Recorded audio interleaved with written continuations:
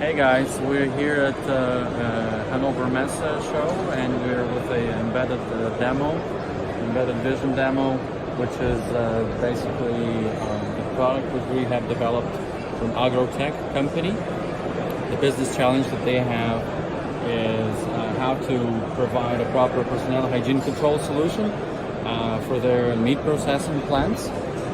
So the employees can use, say, an antiseptic, which has a UV filter inside. And so once you put this on your hands and insert inside of this box, which has a camera, this would detect the coverage of the UV filtered liquid on your hands. So there's also several layers how we detect. Let's say there's a mask layer, there's contours for each hand. There's key points around each hand and also in between the fingers. And then we also detect just the fingers and hands only. And the last filter detects the coverage. So we can also see by percentage like how much each hand is covered with antiseptic.